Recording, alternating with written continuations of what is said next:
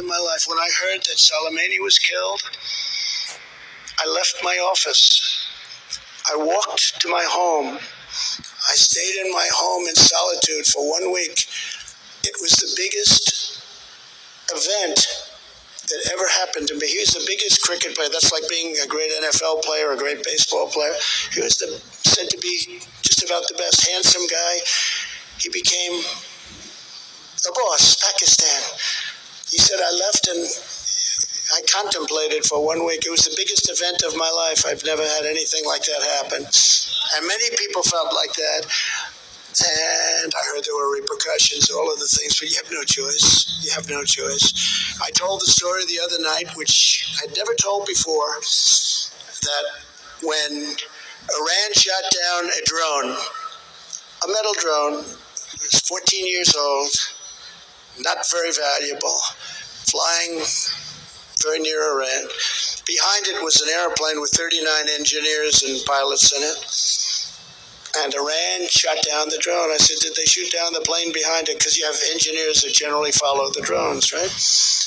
They said, no, sir, they didn't. I said, I see. They shot down the drone, but not the plane. They could have shot down the plane, which is about 5 times bigger. I said, that's interesting. But we had to hit them. So we hit them quite hard. We knocked out their radar and different things. And we heard some word back from them, because I made the statement that if they hit us back, we're going to do things to them that they've never thought possible.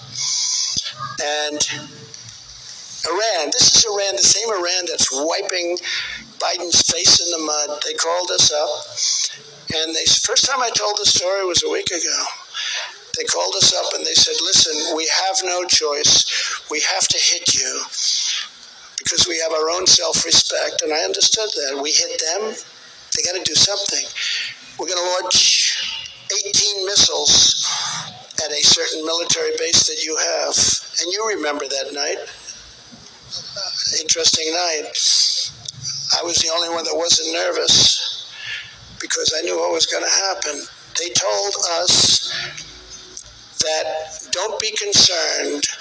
We're going to launch 18 missiles at your military base, but none of them will hit the base. These are very accurate missiles. These are missiles that essentially never miss. They're very reliable, very accurate. 5 of them blew up in the air, didn't make it, and the others hit outside the base area.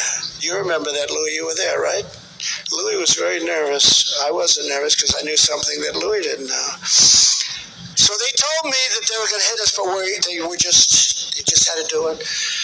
Now, I never told that story before, but you know what that story is about? Respect for our nation. Respect for our nation.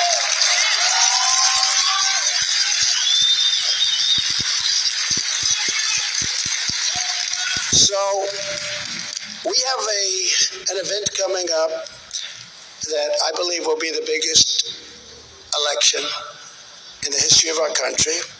We have an event coming up that is important for lots of the obvious reasons, but important because there has never been a more incompetent, more corrupt, or worse president in the history of the United States than crooked Joe Biden. What he's doing, he's destroying our country. And the happiest person alive today is a man named Jimmy Carter, because Jimmy Carter, I would say, had a brilliant presidency if you compare it to what we're going through with this person. He had an absolutely brilliant presidency. But we're going to do things immediately, within 24 hours. We're going to stop the invasion of our southern and, by the way, our northern border, which is not great either. But we are going to stop immediately. And we have great people like Brandon Judd, Border Patrol, the people at ICE, Tom Homan, who's fantastic, Central Casting. We have great, they'll do it within 48 hours.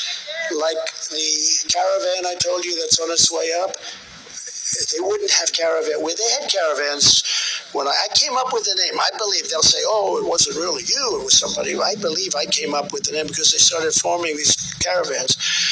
And they don't put their best in those caravans. These countries are very smart.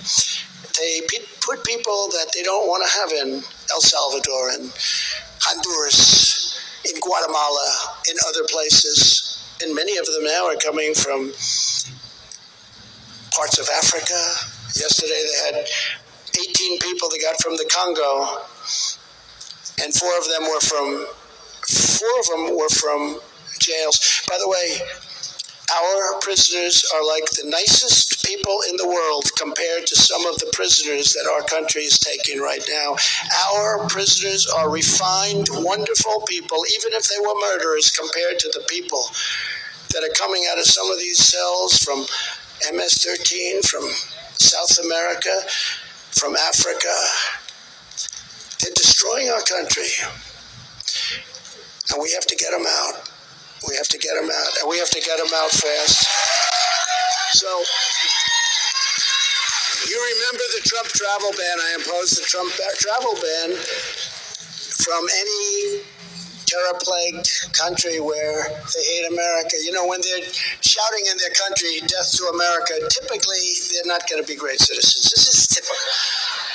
Goes back to what we said about common sense. Death to America, death to America. By the way, we'd love to be a citizen. No thanks, we don't want it. And I took a lot of heat, and then our Supreme Court, we picked 3 justices, great justices, and over 300 federal judges, of which you have a lot of them. You have a lot of them right here in Texas, so that really helped. And by the way, you have a very good Attorney General who went through hell. He went through hell. And I was very happy to have helped. But they shouldn't have done that to him because he's one of the best in the country, and they shouldn't have done that to him.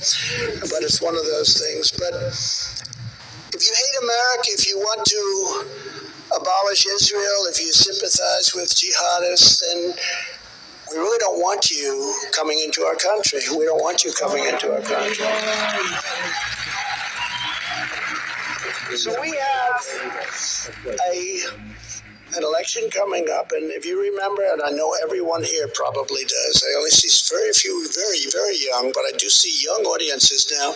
We have the youngest audience. I noticed in the polls that have really been spectacular. We're leading De Sanctimonious by 54 points, 60 points. 61 came out today. We're at 70, almost 70, 69, and he's at like 8. It's like a wounded bird falling from the skies. Oh, who is that? Oh, that's Ron De Sanctimonious.